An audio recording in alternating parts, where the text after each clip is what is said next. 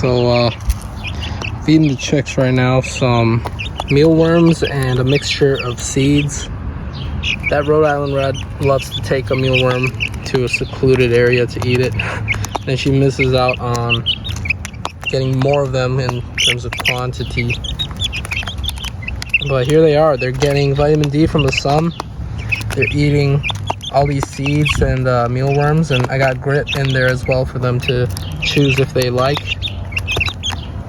And it's just a splendid system I got going on. They're on a fresh patch of grass today. It is overly grown, but I don't have livestock like goats or cows to trim it down, and I'm purposely overgrowing this patch of grass just to invite biodiversity and different insect species that these guys actually catch and eat, and reduce my feed costs at the same time. At the same time that they're being more natural, they help me out financially, they help out the environment with their manure. This manure right here goes into the grass and fuels grass growth and plant growth. So it's just a very beautiful cycle here. Nature's cycles are the most beautiful, in my opinion, and it's we got to take advantage of these cycles and integrate them into our economics, especially for food production. Food production is huge. Food is the only product that is required by every single human being multiple times a day. You know, you don't buy an iPhone every single day of the year, but you buy food, or at least you consume food that you have bought every single day. And it's important. It's very important.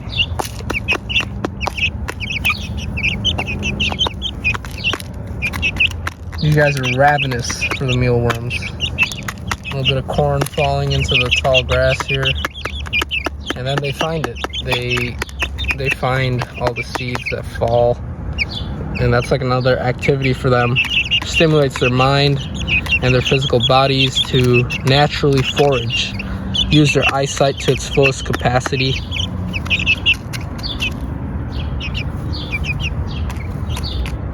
This is a Brahma, and this, I forgot what the breed was for this. If you do know, leave it in the comments down below. And that's a Rhode Island Red. That breed right there, the Rhode Island Red, is the first chicken breed that I ever got chickens with. Like, I started off raising chickens with 4 Rhode Island Reds. So it's Rhode Island Reds always hold a special place in my heart. But it's my first time getting a Brahma. One of the biggest chicken breeds in the world, and as you can see, his feet have feathers. When he's full grown, those feet are going to be fluffy with white feathers, and he's going to look like quite the spectacle. And this is a female Rhode Island Red, and that's a rooster, I think, because he's got massive feet, these dinosaur feet, and he's about just as big as this Brahma rooster.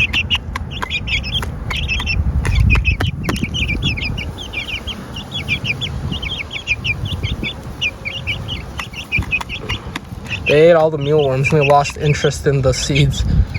Where are you going, buddy? I do let them out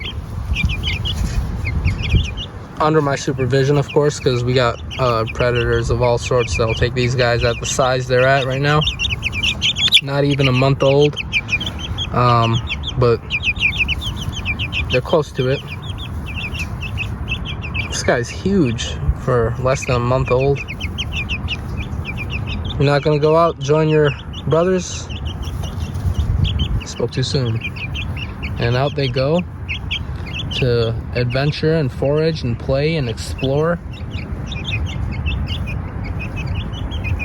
And this is how livestock should be raised, as part of an ecosystem, that in a way that it enhances that ecosystem, because their impact that they have on this land can be managed in a way where it enhances the ecosystem.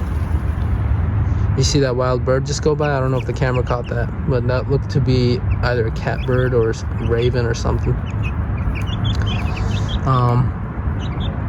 We got a lot of turkey vultures as well. They fly awfully close to the chicks sometimes, but I've never had predator fatalities here.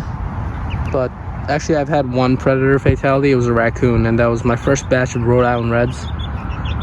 So that was when I was still learning everything. I would literally go to bed with no protection whatsoever for these chickens, and I thought I was fine because I had never seen predators, but always take predator precautions. I was very stupid for me to do that, but then again, I was very new to this whole thing and very young. I was about 3 or 4 years ago.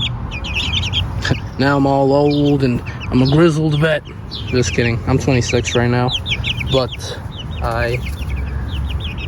I'm always gonna be a student of this stuff. There's too much to know. It's too complex of a field. You're gonna forever be a student, and nature will never cease to amaze you with what you can learn from just being a part of it and being very observant of its cycles. These guys are over here having a blast looking for bugs. This dandelion right here that's growing naturally, it is a food source for them. They're just darting away from me. This is a grape plant, and this is a whole ecosystem that I'm building or nurturing. There's a wide diversity of plants growing here, and it actually has to be trimmed down. I'm thinking of getting a small goat for trimming this area down in a natural way. Definitely not going to use heavy machinery. If anything, I'll go in there with some clippers. Not against using heavy machinery, but the type of agriculture I do promotes not using it when it's not absolutely required. I like to use natural systems and simple means to coax this system of food production as well as environmental enhancement. They don't like these mulberries. We got a lot of mulberries up here, like a lot. It's just an overabundance of these berries. And these berries, I'm not sure what these are, but those are mulberries up there. And there's so many wild birds that reside in this line of trees. It's ridiculously beautiful. We get robins, blue jays, cardinals, all types of finches, sparrows.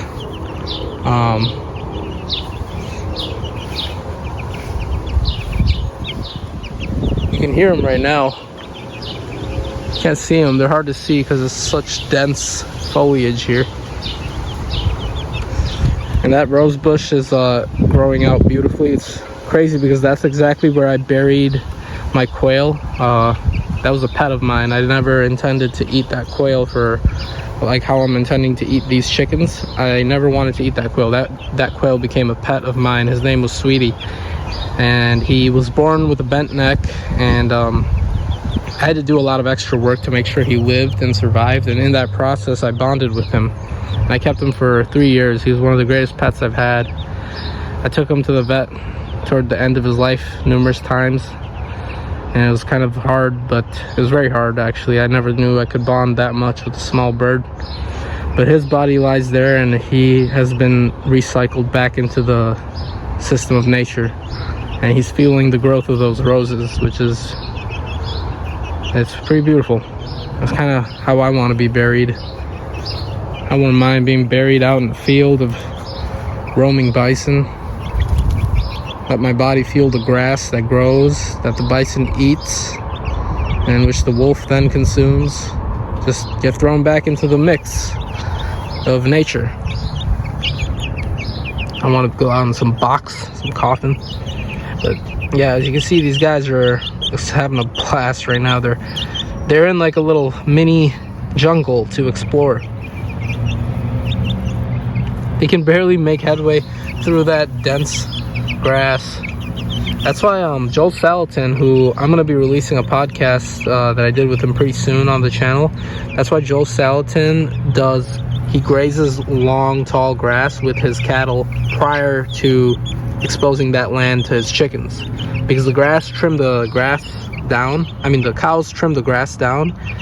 and that allows the chickens to walk more freely, and it also exposes all the insects that have been hiding in the tall grass.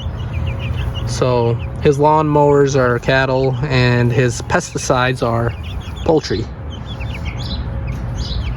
So that's why I want a goat. I want to try to do it at a smaller scale right here. Alright guys, that's it for this one. I just wanted to share a little bit.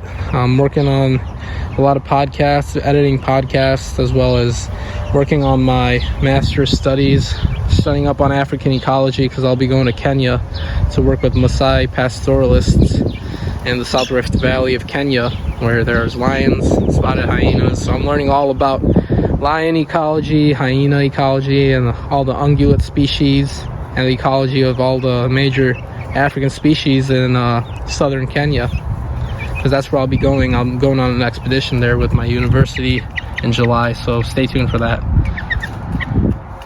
Alright guys, peace out.